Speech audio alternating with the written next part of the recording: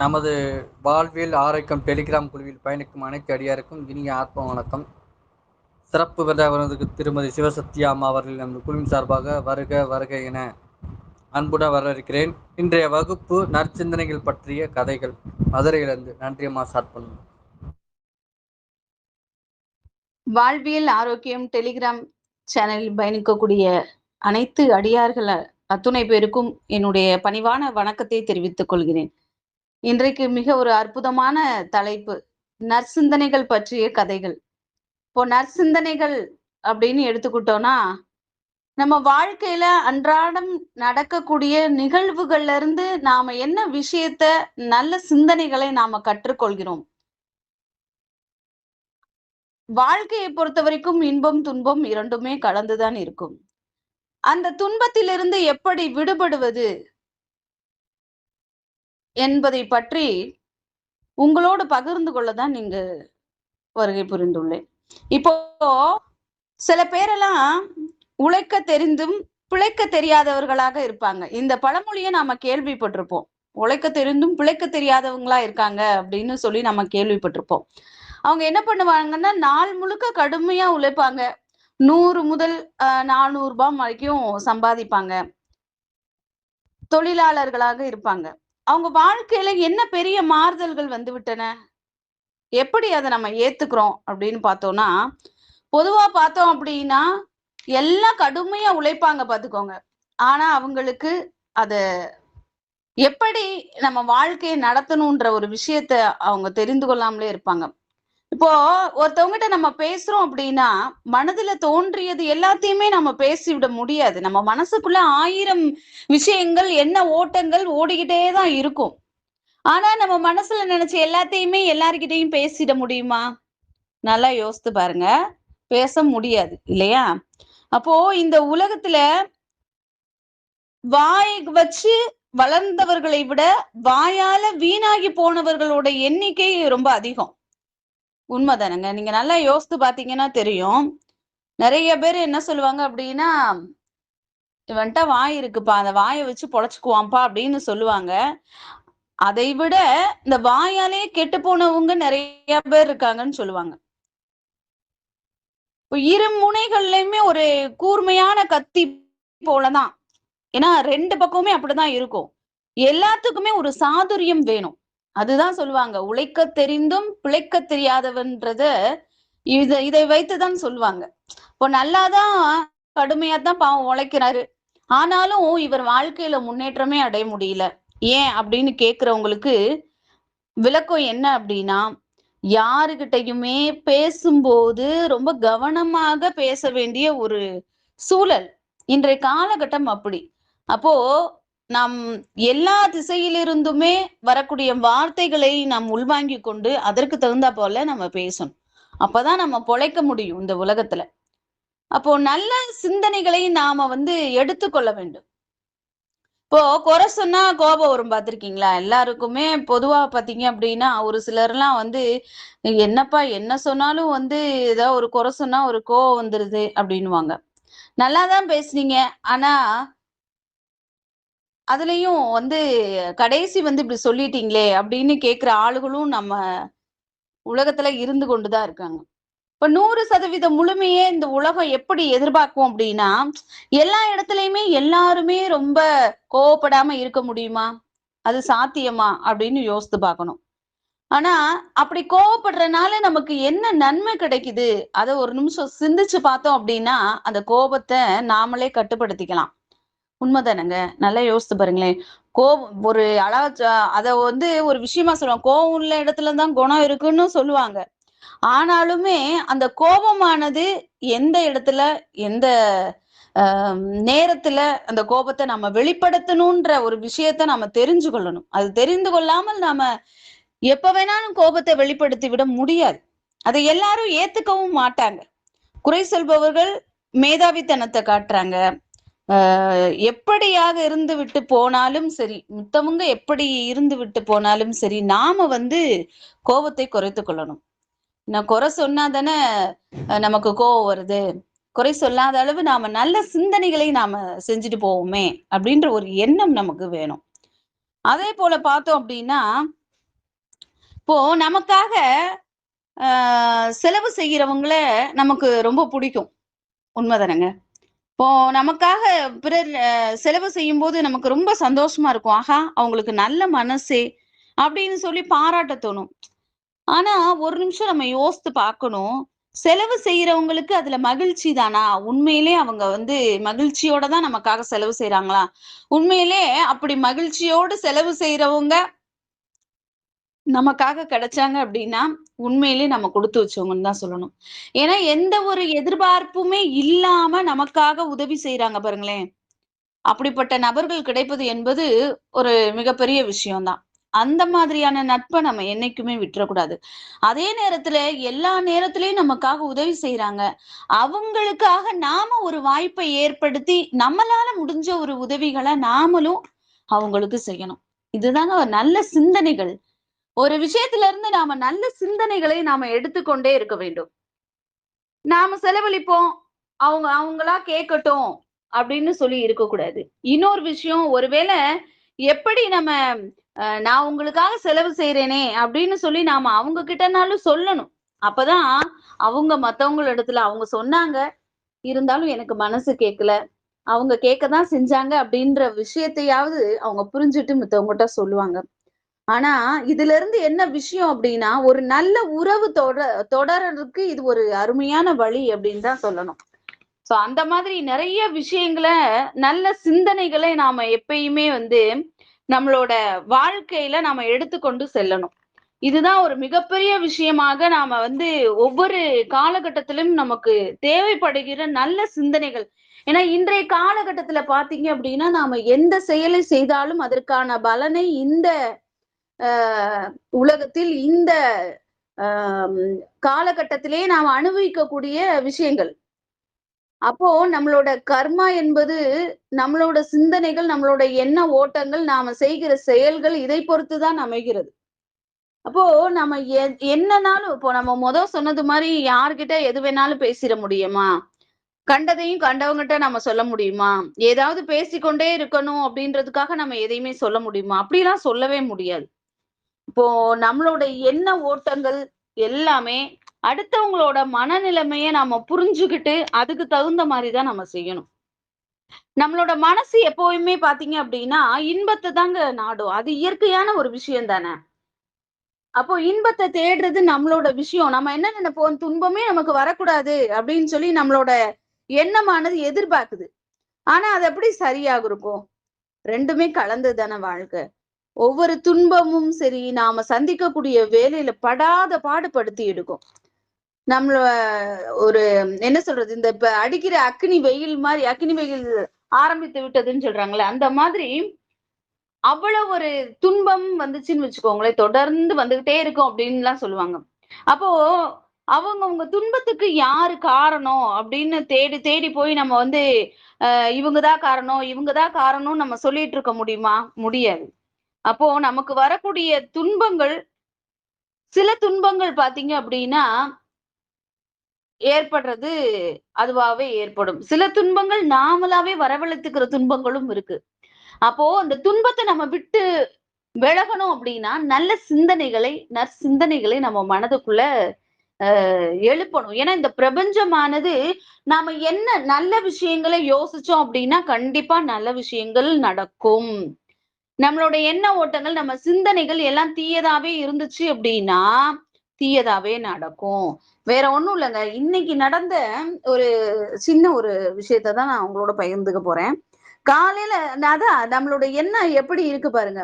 பொதுவா நம் மனது ஒ எதை உள்வாங்குதோ அததான் இந்த பிரபஞ்சம் செய்யுது. காலையில என்ன பண்ணேன்னா, வண்டி எடுக்கும்போது, ஸ்கூட்டி எடுக்கும்போதே சரி பரவால்ல. ஒரு அது ஏன் என் மனதுக்குள்ள அந்த ஒரு எண்ணம் தோன்றதுன்னே தெரியல. 3 வாரங்கள் ஆயிடுச்சு.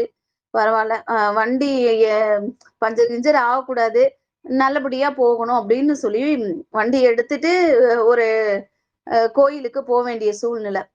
போயிட்டு வர்றப்ப பார்த்தீங்க அப்படின்னா, அது ஆயில் கம்மியாயிருச்சு போல. வண்டி சவுண்டே விட ஆரம்பிச்சுருச்சு. பாலத்துல வந்துட்டு இருக்கோம். ஆஃப் ஆயிருச்சு.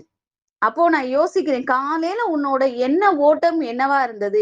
ஏன் வந்து பாசிட்டிவான நேர்மறையான எண்ணங்களை தானே இந்த பிரபஞ்சத்திட்ட நம்ம சொல்லணும். அதே இது இங்கனக்குள்ள அப்படின்னா எப்படியாவது சரி பார்த்துரலாம். கொஞ்சம் அவுட்டர்ல தள்ளி போகும்போது சிரமப்பட்டு தான் மீண்டும் நாங்க வந்து சேர்ந்தோம். இதை ஏன் நான் உங்களிடத்துல சொல்றேன் அப்படின்னா, அப்ப நமக்கான எண்ணங்கள் முதல்ல ஆழ் மனசுல நல்லா உணரணும். அப்போ நாமளே சில துன்பங்கள வரவழைச்சுக்கக்கூடிய ஒரு சூழ்நிலையும் ஏற்படுது. அதெல்லாம் நம்ம தவிர்த்துறணும். அதே போல இன்னும் சிலர்லாம் பார்த்தீங்க அப்படின்னா, இதனால எனக்கு என்ன பிரயோஜனம் இருக்கு? இதனால எனக்கு என்ன பிரயோஜனம் இருக்குன்னு அடிக்கடி கேட்டுக்குவாங்க. இப்போ ஒரு செயல்ல, ஒரு நிகழ்வுல, ஒரு அன்பளிப்புல, ஒரு விடுதியில உள்ள உங்களோட உணர்வு என்னவா இருக்கும் அப்படின்னு சொல்லி நம்ம பார்த்தோம்னா, இப்போ ஒரு சிலர்லாம் என்ன சொல்லுவாங்க, "நீங்க ரொம்ப படிச்சவங்களா? நீங்க ரொம்ப வசதி படைச்சவங்களா? நீங்க ம் மதிப்பிற்குரிய குடும்பத்துல இருந்து தான் வந்திருக்கீங்களா? நீங்க பாதிக்கப்பட்டவங்களா?" அப்படின்னு நம்ம சொல்லக்கூடிய ஒவ்வொரு விஷயத்துக்குமே ஒரு முக்கியத்துவம் உண்டு. இப்படி இருக்கும்போது நம்மளோட உணர்வுகள நாம எப்படி பூட்டி வைக்கிறது? சோ நாம ரொம்ப பக்குவப்பட்ட ஒரு நிலைமையில இருக்கணும். நாம ரொம்ப அழுத்தமானவங்களா? இதற்கெல்லாம் வந்து எந்த விதத்திலும் யாரு என்ன சொன்னாலும், நாம நம்மளோட நினைவுகள மாற்றிக்கொள்ளவே கூடாது. இப்போ வேற யாராவது ஒருத்தவங்க நம்மகிட்ட ஒரு விஷயத்த சொல்றாங்கன்னா, நம்ம சிந்திக்கணும். உடனே நம்ம வந்து முடிவெடுத்துறக் கூடாது. ஏன்னா, அதற்கடுத்து உள்ளவங்க இன்னொரு ஒரு சிந்தனைய சொல்லுவாங்க. இன்னொரு விஷயத்த சொல்லுவாங்க. அப்போ நாம நம்மளோட மனம் குரங்கு மாதிரி தாவிக்கொண்டே இருக்கக்கூடாது. அப்போ அத பத்தின ஒரு சிந்திப்பு நமக்கு வேணும். அப்போ இத செஞ்சோம்னா நமக்கு நல்ல செயல் கிடைக்குமா? நன்மை கிடைக்குமா?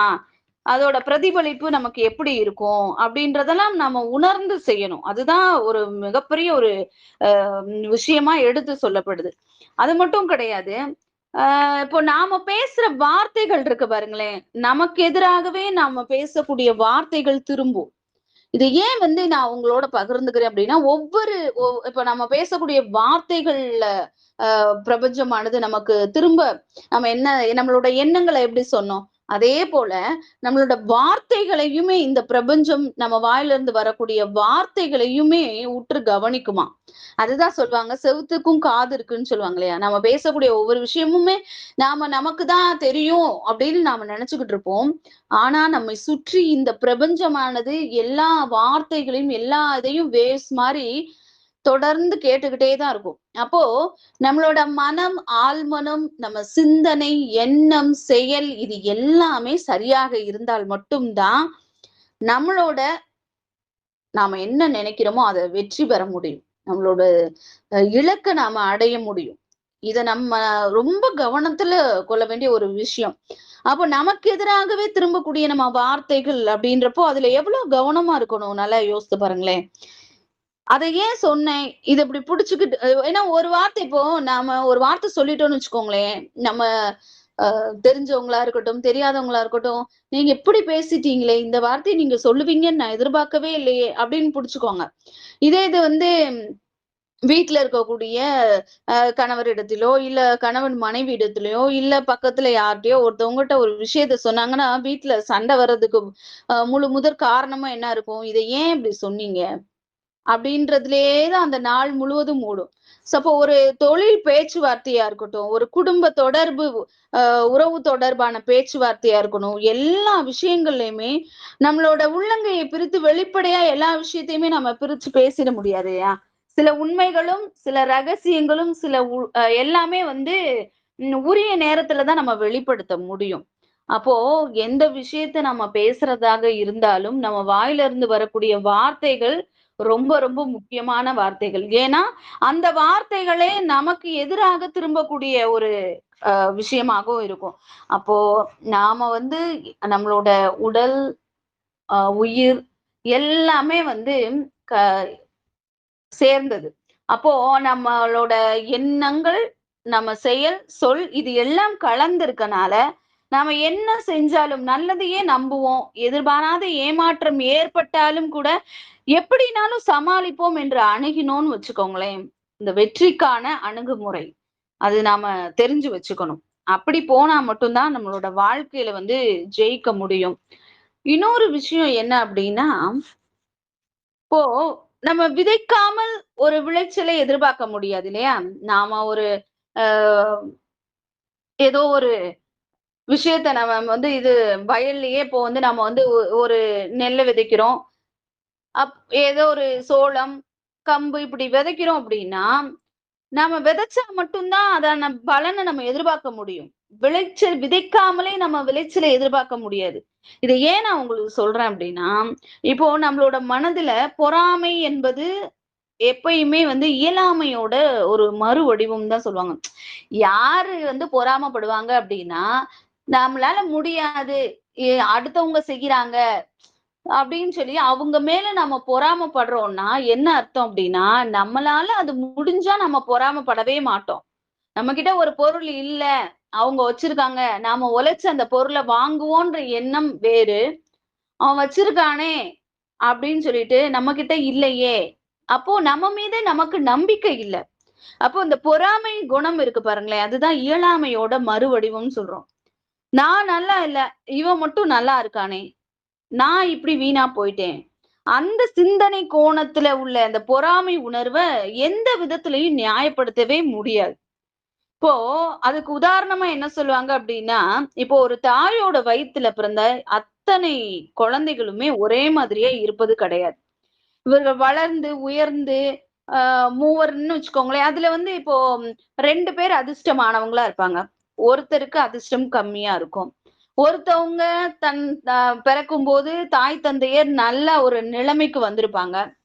அந்த மற்றொரு குழந்தை பிறக்கும்போது தாய் தந்தையருக்கு நிலைமை சற்று மாறி இருக்கும். அப்போ இது எல்லாமே அந்த குழந்தைங்களுக்கு வளர வளர அந்த குழந்தைங்கள் உணர்வுலயே என்ன ஆகும்னா, பார்த்து பார்த்து ஒவ்வொரு விஷயத்தையும் பார்க்கும்போது, நம்ம இப்படியே வந்து பெத்தவங்களும் சொல்லுவாங்க.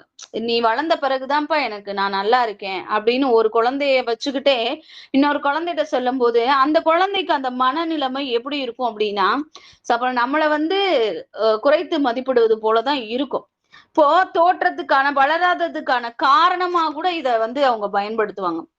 சோ அதே அந்த மாதிரியெல்லாம் இல்லாம, எல்லாரையுமே ஒரே பாவிக்கக்கூடிய ஒரு நிலைமை வரணும்.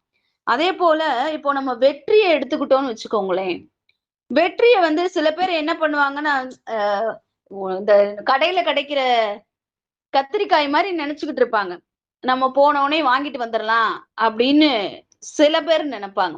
ஆனா வெற்றி என்பது அப்படி இல்லைல தானே! உண்ம தானங்க. வெற்றிக்கு நம்ம எவ்வளவு தூரம் உழைக்க வேண்டும் என்பது எல்லோருக்குமே தெரியும்.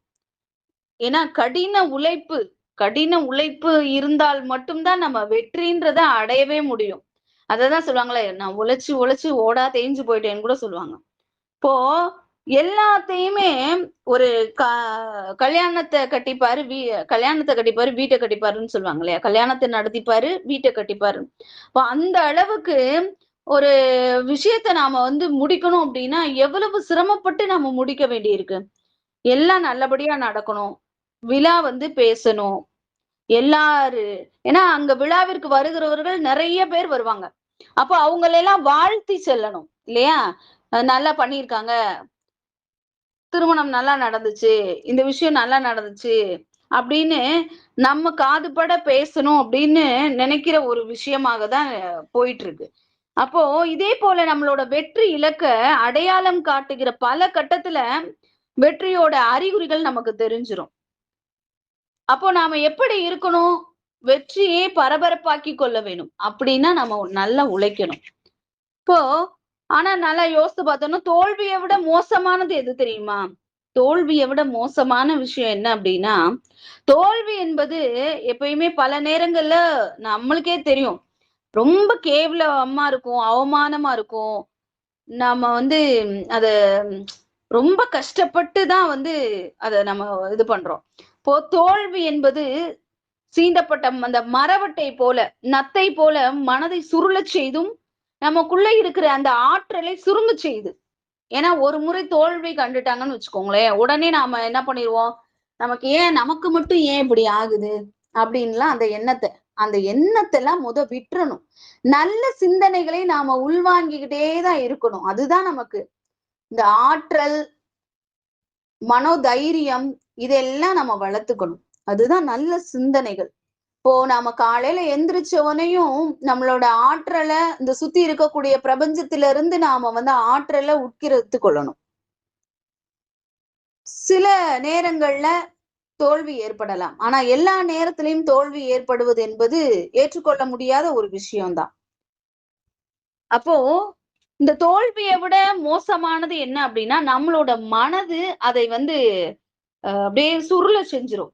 அதுதான் ரொம்ப மோசமான விஷயம். அதுல இருந்தெல்லாம் நாம நம்மள பாதுகாத்துக் கொள்ள வேண்டும். இப்போ நாம தொலைக்க கூடாத விஷயம் என்ன அப்படின்னு பாத்தீங்கன்னா, வாழ்க்கையில எது தலையாய விஷயம் அப்படின்னு எல்லார்கிட்டயும் நம்ம கேட்டு பார்த்தோம்னா, எல்லாரும் என்ன சொல்லுவாங்க? பணம் முக்கியம்னுவாங்க. உடல் நலம் முக்கியம்னுவாங்க. அத விட தாயினோட அன்பு முக்கியம். இதெல்லாம் நம்ம தொலைக்காம இருக்கணும் அப்படின்னு சொல்லுவாங்க. இன்னைக்கு என்னென்னவோ சொல்லுவாங்க. அது முக்கியம், இது முக்கியம் அப்படின்னு சொல்லுவாங்க. ஆனா, நம்மில் எத்தன பேரு நிம்மதி முக்கியம் அப்படின்னு சொல்றோம்? 100 பேர்கள்ல ஒருவராவது சொல்லுவாங்க. இதுல வேடிக்கை என்ன அப்படின்னு பார்த்தோம்னா, இந்த 3யுமே உள்ளடக்கிய ஒரு சொல் தான் நிம்மதி அப்படின்ற சொல்லு. நாமளே சொல்லியிருப்போம் பல நேரங்கள்ல, எவ்வளோ தூரம் நம்ம கஷ்டப்பட்டு வேலை பார்க்கிறோம். ஆனாலும் நம்மளோட மனது நிம்மதியா இருக்க முடியல. நிம்மதியா உட்கார முடியல. நிம்மதியா ஒரு விஷயத்த செய்ய முடியல. எல்லாத்துலயும் பரபரப்பு. அப்போ நம்ம தவிர்க்கணும்னா, எதெல்லாம் தவிர்க்கணும்ன்றத நாம தெரிஞ்சுக்கிட்டோம்னா, கண்டிப்பா அத மறுதடவ நாம அந்த தவற செய்யவே மாட்டோம். இப்ப நம்முடைய ஒவ்வொரு செயலுமே ஒரு தராசு தட்டுல வைக்கப்பட்ட அந்த அ எடைய போன்றது. இப்போ நாம செய்யக்கூடிய செயல்கள் எப்படி இருக்கு அப்படின்னா, நாம எத தொலைக்க கூடாது அப்படின்னு பார்த்தோம்னா, இப்போ உடல் நலத்த தொலைச்சுட்டோம்னு வச்சுக்கோங்களேன், பரவால்ல. மருந்து, மாத்திரைகள் இருக்கு. சாப்பிட்டுட்டு நாம நம்மளோட உடல் நலத்த கொஞ்சம் மீட்டு எடுத்துட்டு வரலாம். அதே போல செல்வம் தொலைத்தோம் அப்படின்னா, நாம என்ன பண்ணலாம்? கவலைய விடுங்க. உழைச்சு, சம்பாதிச்சு அந்த செல்வத்தையும் மீட்டு கொண்டு விடலாம். ஆனால் நிம்மதியை தொலைத்தோமானால், ஒவ்வொரு நாளும் கிடைக்கக்கூடிய அந்த நிம்மதியை நாம தொலைத்தோமானால், மீண்டும் அதை நம்ம எந்த இடத்திலும் பெறவே முடியாது. அதை நாம் எவரிடத்திலும் வாங்கவும் முடியாது. இப்படி எல்லா சிந்தனைகளும் நமக்குள்ள ஓடிக்கிட்டே இருக்கும். ஒரு நாள்ல காலையில எழுந்ததுல இருந்து நம்மளோட எண்ண ஓட்டங்கள் பலவிதமா ஓடிக்கிட்டே இருக்கும். இப்போ சொல்லப்பட்ட அத்தனை விஷயங்களையுமே நம்ம எண்ணத்துல நாம ஆழ் மனசுல பதிய வச்சிரணும்.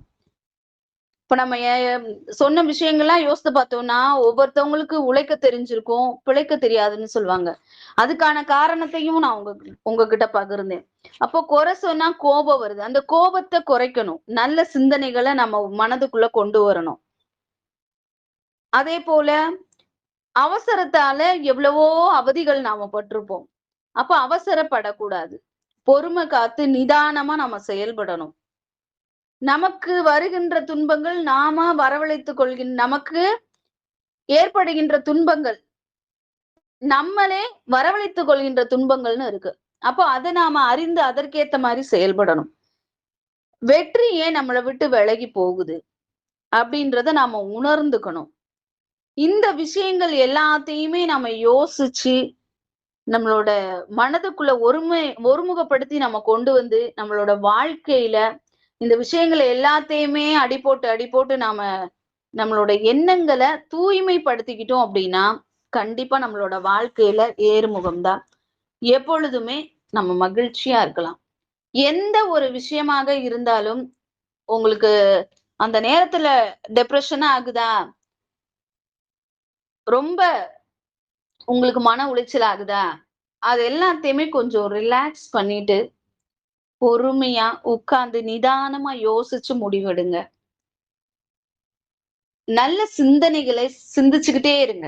அதுக்குதான் சொல்லுவாங்க எப்பொழுதுமே நம்மளோட கவனம் என்பது நல்ல விஷயங்கள்ல மட்டும்தான் செலுத்தணும். தேவையில்லாத விஷயங்கள்ல நம்மள சுத்தி இருக்கிற உங்களோட பேச்செல்லாம் நம்ம கேட்டோம்னா நமக்கு நல்ல சிந்தனைகள் என்பது வளரவே வளராது. நம்மை நாமே நல்ல சிந்தனைக்குள்ளாக கொண்டு அடக்கி ஆள வேண்டும் என்று கூறி எனக்கு பேச வாய்ப்பளித்த வாழ்வியல் ஆரோக்கியம் குழுமத்தின் தலைவர் சிவகார்த்திகேயன் ஐயா அவர்களுக்கு என்னுடைய நன்றி கலந்த வணக்கத்தை தெரிவித்துக் கொண்டு விடைபெறுகிறேன். நன்றி, வணக்கம். நன்றி அம்மா சிவசத்தியம்மா, ரொம்ப அருமையாக இருந்தது. இன்னைக்கு நற்சிந்தனைகள் வந்து அழகாக, அருமையாக, கோர்வையாக, தெளிவாக இருந்தது. நன்றி. ஆத்ம வணக்கம். நன்றி ராதா, அண்ணா. உங்க கருத்தை பதிவிடுங்கய்யா. ராதாகிருஷ்ணன் ஐயா, முத்துக்குமார் ஐயா, டவர் எடுக்கலைங்க, இந்த வரேன்.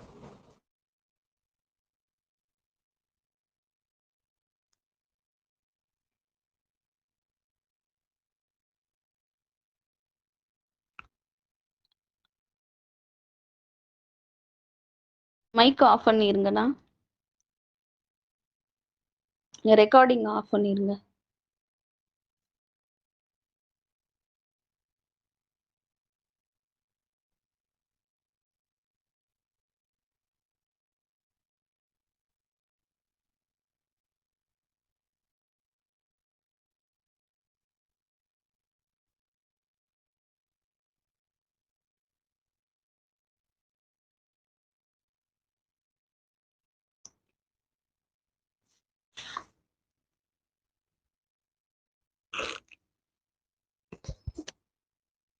சிவகார்த்திகண்ணா,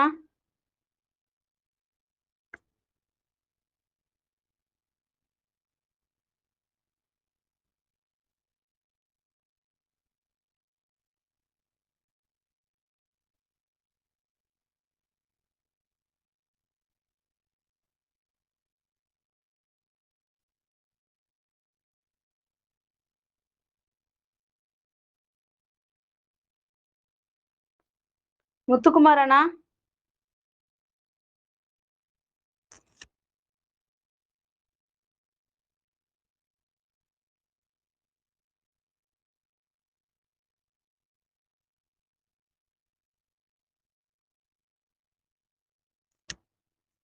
முத்துக்குமார் அண்ணா,